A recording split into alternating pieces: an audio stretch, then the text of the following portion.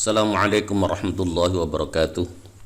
Bismillah, alhamdulillah, wassalatu wassalamu ala rasulillah wa ala alihi wa sahbihi wa mawalah ma ba'dah. Saudara-saudara sekalian yang dirahmati Allah, pada pertemuan kali ini kita akan membahas tentang rancangan penelitian survei. Setidaknya ada dua pengertian terkait dengan rancangan penelitian survei. Yang pertama, rancangan penelitian itu dikatakan survei manakala dalam penelitian itu menggunakan data sampel, tidak menggunakan data populasi. Kalau satu penelitian yang menggunakan data populasi itu sering disebut dengan sensus. Jadi seperti sensus perekonomian, sensus kebahagiaan, itu berarti bahwa data yang dikumpulkan itu adalah dari seluruh populasi penelitian. Sementara manakala menggunakan data sampel, perwakilan dari populasi itu dikatakan sebagai satu penelitian yang menggunakan rancangan survei, kan itulah. Yang kedua, ini rancangan penelitian survei adalah satu rancangan penelitian yang sering digunakan untuk ini bisa diketahui definisinya, yang namanya survey research design are procedures in quantitative research in which investigators administer a survey to a sample or to the entire population of people to describe the attitude, opinion, behavior, or characteristic of populations. Jadi satu rancangan penelitian itu dikatakan survei manakala prosedur yang digunakan adalah prosedur penelitian kuantitatif, di mana seorang peneliti itu melakukan satu survei terhadap sampel atau terhadap populasi dari manusia dalam rangka menggambarkan apa? Menggambarkan sikap, menggambarkan opini, menggambarkan perilaku, menggambarkan karakteristik dari populasi. Sebagaimana sering dilakukan misalkan ketika menjelang pilpres, menjelang pilkada, menjelang pileg, itu ada satu survei-survei ya yang terkait dengan kecenderungan pemilih. Jadi kalau terkait dengan pilpres berarti kecenderungan pemilih presiden nanti kira-kira lebih memilih siapa, kan itu adalah satu survei. Atau biasanya juga dilaksanakan ketika pilpres atau pileg atau pilkada itu sedang dilaksanakan yang namanya quick count itu juga bagian dari survei, kan itu. Jadi intinya di sini adalah dia peneliti itu melaksanakan satu survei untuk sampel atau populasi dalam rangka menggambarkan adanya sikap, opini, perilaku, dan karakteristik, termasuk di dalamnya adalah ketika seorang peneliti itu ingin menggambarkan dalam quick count itu nanti yang menang itu siapa, kan itu. Nah, berbicara tentang survei ini semestinya kita berbicara tentang setidak-tidaknya beberapa hal penting ya. Yang pertama terkait dengan bagaimana menentukan margin of error, bagaimana cara menentukan teknik samplingnya, kan itu, dan bagaimana kuesioner yang harus dibikin, bagaimana agar kuesioner itu betul-betul nanti valid, bisa mendapatkan data sebagaimana tujuan dari kuesioner itu, sehingga nanti hasil survei atau quick count itu dapat dipercaya oleh publik atau oleh masyarakat, kan itu. Nah, sekarang selama ini seorang surveyor atau orang yang melaksanakan survei itu biasanya menggunakan tingkat kesalahan tertentu. Jadi biasanya mereka rata-rata menggunakan tingkat kesalahan 5% ya, 5%. Ini S-nya 5%. Terus nanti menggunakan margin of error-nya berapa, kan itu. Satu contoh misalkan kalau seorang peneliti misalkan dalam rancangan quick count itu ya, ini rumusnya Z kali S dibagi dengan akar N lah. N inilah sampelnya. Jadi sampelnya nanti berapa, nanti kita ketahui margin of error-nya, kan itu. Satu contoh misalkan selama ini surveyor itu menggunakan rata-rata data sekitar 2.200. Jadi kalau ini merupakan survei pra pemilihan berarti 2.200 orang. Tetapi kalau ini adalah untuk quick count itu berarti 2020 TPS, kan itu. Jadi kalau menggunakan 2.200 TPS itu berarti margin of error-nya itu adalah 2,05.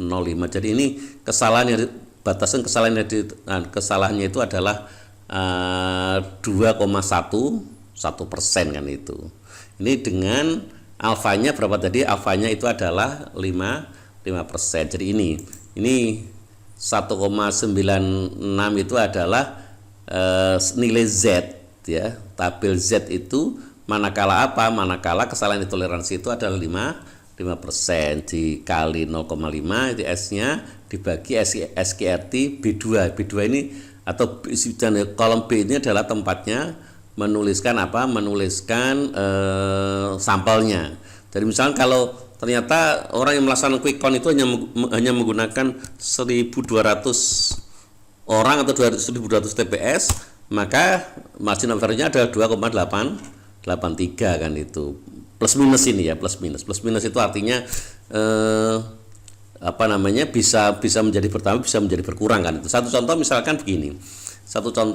Dalam satu pemilihan pilihan presiden dan di mana jumlah pemilihnya itu ada 100 juta kan itu ya.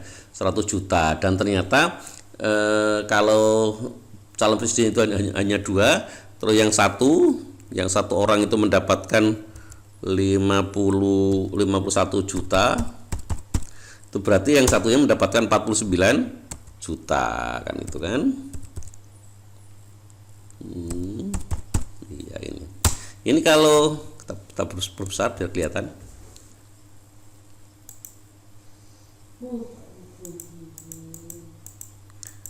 Kalau ini adalah margin of error-nya plus minus, itu artinya kita bisa sangat boleh jadi ini bisa berkurang satu. Kalau contoh misalkan ini ya menggunakan 2,1 ini ya 2,1 di mana menggunakan 2.200 TPS kan itu ya. Ini berarti ini bisa berkurang 2,09 ini kan itu persen. Jadi menjadi berapa? Menjadi ini kalau ternyata ini menjadi berkurang kan itu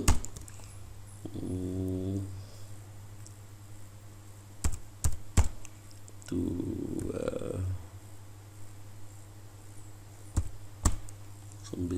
kali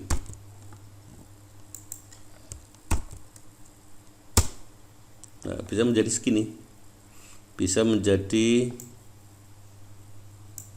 ini. Sementara yang ininya bisa tambah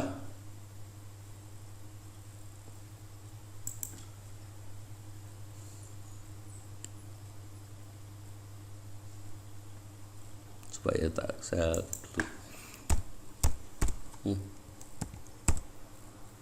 itu betul-betul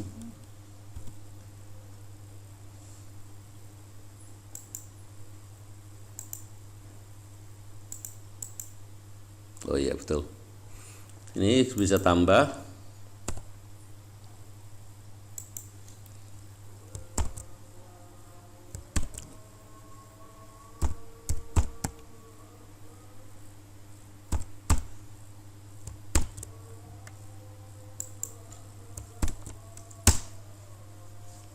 ini.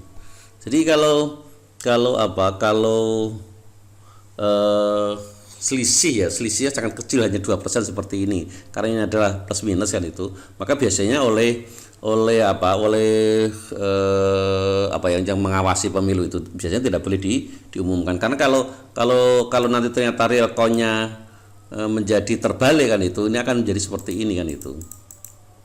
Jadi caranya itu adalah skor ini dikurangi dengan 2,9% menjadi 49 sekian. Tapi dan kali 49 kalau nanti naik kan itu nanti akan jadi seperti ini kan itu. Jadi biasanya kalau margin of error-nya itu 2,09% itu biasanya tidak diperkenankan untuk diumumkan. Itu jadi oleh karena itu biasanya kalau selisihnya sampai 10% itu boleh diumumkan kan itu. Beberapa itu sampai 10% kan. Misalkan kalau yang terjadi di Medan itu ya, Pilwali di Medan kemarin itu kan selisihnya sekitar 5% ya, 10% ya, 10%. Misalkan kalau pemilih 10% itu kalau pemilihnya 100 juta katakanlah, itu kan berarti menjadi seperti ini. Di sini 49 tuh. Jadi seperti ini. Jadi walaupun yang atas berturun, yang nilai skor ini yang menaik, tetap yang menang yang atas itu manakala selisihnya itu banyak banyak kan itu. Biasanya oleh karena itu kalau quick count yang margin of errornya sekitar 2,09% dengan selisih suara dari quick count itu sekitar 10% bisa diumumkan kan itu, atau tidak 10% lah, misalkan selisihnya 5% saja itu sudah bisa kan itu, sudah bisa diumumkan. Misalkan di sini 52.500 kan itu, di sini 47.500, ini masih tetap menang yang atas itu, masih tetap menang yang atas gitu. Jadi kalau selisihnya sekitar 5% masih tetap bisa diumumkan. Tetapi kalau selisihnya sangat kecil yaitu itu tidak boleh diumumkan gitu ya. Sementara kalau yang namanya biasanya menggunakan apa? Sampelnya itu menggunakan multi-state random sampling ya. Menggunakan multi-state random sampling itu bahwa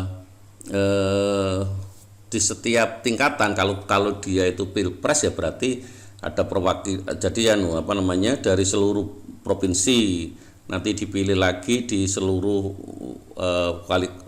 wali kota atau atau kabupaten, nanti di bawahnya itu kecamatan, nanti desa, nanti terus RT lah. Itu nanti ketika sudah masuk ke RT itu nanti baru di random, diacak dari RT itu siapa yang menjadi perwakilan kan itu. Ini menjadi penting karena agar sampel itu betul-betul mewakili dari populasi kan itu. Oleh karena itu memang melaksanakan survei atau melaksanakan quick count itu memang membutuhkan dana yang sangat besar, apalagi kalau untuk mengumpulkan data itu tidak lagi hanya menggunakan kuesioner yang dikirimkan dalam berupa kertas, tetapi ada surveyor itu berupa orang yang menginterview kan itu. Dan ini menjadi penting kalau diinterview itu karena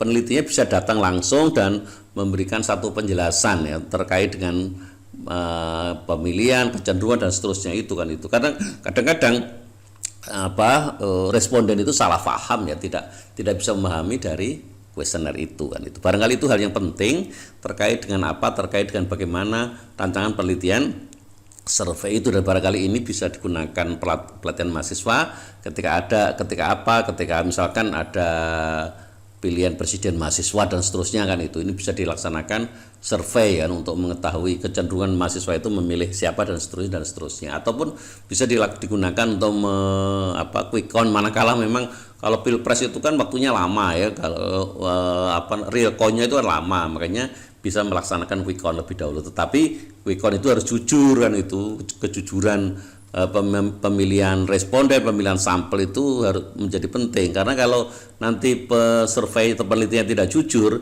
dia akan memilih respondennya itu, sampelnya itu di kantong-kantong yang memang mempunyai kecenderungan untuk lebih memilih salah satu dari calon itu kan itu. Jadi kejujuran itu menjadi sedemikian penting ketika orang itu melaksanakan survei, baik itu survei pra pemilihan maupun ketika quick count. Saya pikir begitu. Saya sampaikan di Shirathul Mustaqim. Semoga ada kemudahan dan manfaatnya. Wallahu muwaffiq lakum. Wassalamualaikum warahmatullahi wabarakatuh.